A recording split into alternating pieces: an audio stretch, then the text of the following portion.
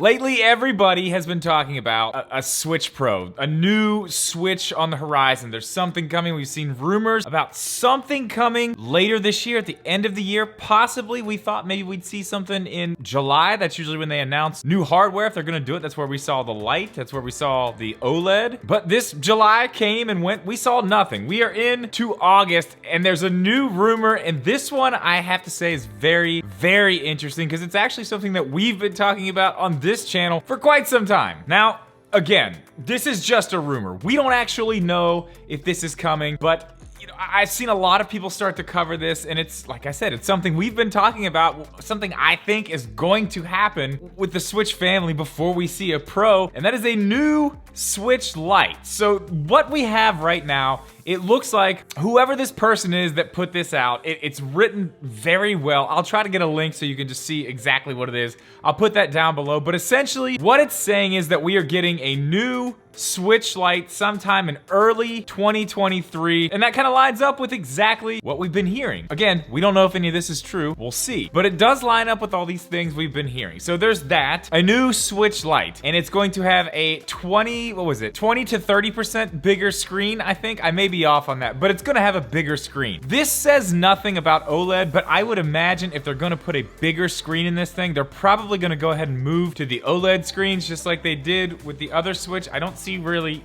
any reason to keep those old screens, especially if they're going to be new, bigger. You're not using the old ones. You might as well update these to OLED as well. So I would imagine that it's OLED. It doesn't say that in this this rumor, this leak, whatever you want to call it, but I would imagine that would be the case. Looks like we're going to be dealing with a price point of $250, which is pretty much what we've been talking about. A new Switch Lite with an OLED screen, if that's what it has. We've already said probably $250. It's gonna be more. The OLED was more. This is gonna be a new variant of the Lite.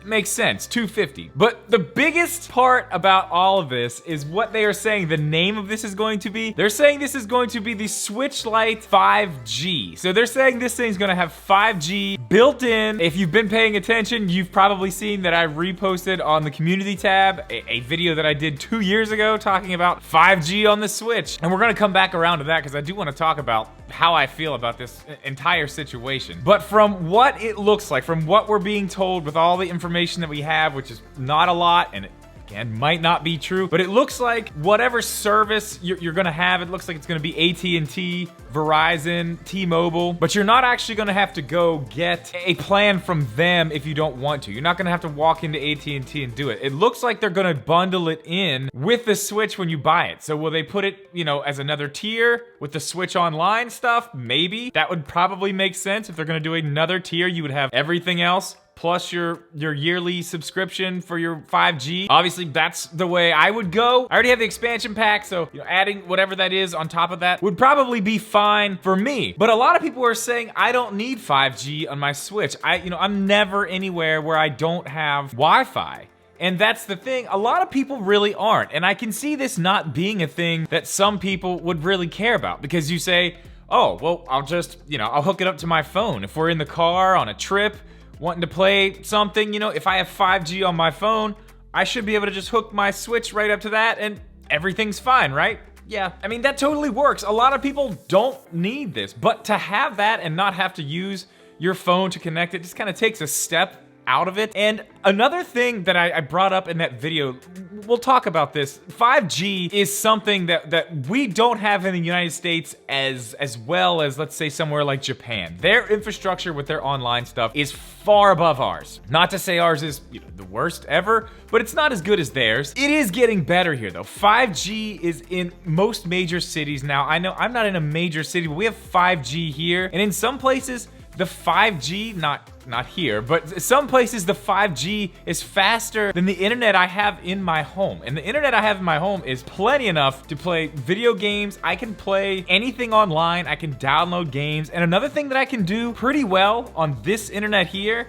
is play cloud-based games. Things like xCloud, things like, I played Control on the Switch through the cloud. That one ran fine. Guardians of the Galaxy, not so much. There's a few more I've played that were cloud versions, not so great. I don't know why Control ran better than the others, but it did. Either way, xCloud is something, if you're hooked up to the internet, not on Wi-Fi, especially, at the time when I was playing that here, it's basically LTE, 4G LTE, not 5G. It's better now. It would probably be a better experience now. But imagine not only being able to play these games online, you'll be able to, play Mario Kart wherever you're at. You'll be able to invite your friends over to your Animal Crossing island, wherever you're at. You can play Fortnite with your friends, wherever you're at. Even if you're in the car on a trip, young kids who want to play online with their friends on a trip. This is perfect for something like that. Again, you could hook up to your phone, but especially if it's your kids in the backseat, do you really want them tethered to your phone? I mean, it's a lot to do. I think it does have its place. It's not for everybody, but I think something that we're forgetting too is we are seeing a lot of cloud games on the Switch. We're seeing a lot of cloud games. Me included at this point, not a huge fan of that, but imagine if they do get this better and we do see something like as good as xCloud runs, these games on 5G, they run really nicely. It's very smooth. From what I hear, Stadia does an even better job. Is Stadia still a thing? Is that around? I haven't heard anybody talk about that in a while. Are they still around? I don't know. I'll look into that. Anyway, I heard their stuff was really good too, so that's the thing. We've seen it done, and we talked about this 2 years ago, and there was actually something that Nintendo brought up in an investors meeting 3 years ago. I think they were asked in an investors meeting about the potential of 5G, and it said, basically that at the time it was probably too expensive and something that they couldn't do and maybe not worth doing, but they also said that they were looking into it. And I really honestly think this is probably what we're gonna see. It makes sense. This is the next evolution of the handheld. We saw Sony do this with, what was it, the Vita? Did the Vita have Wi-Fi? They had it through, I don't know, T-Mobile, I can't remember. But Sony did this. It was just way too early. I think we were on 3G at the time. Not even close, not even close. But we're there now. 5G is something that we can actually use to game out wherever we are. We can download games. We can play with our friends online. We can play cloud-based games. It's happening right now. We're seeing people with gigabit speed on phones, on 5G. So this is something, I think it's very interesting. I see a lot of people who keep saying that this is not something we need, not something we should be looking into. We should be getting a Pro. I agree, I'd like to see a Pro, but at the same time, I would love to see them implement this 5G into the Switch and maybe include that in the Pro as well. Because for me, for the future of everything, this is the way it's all gonna go. Why not put it in there? And then,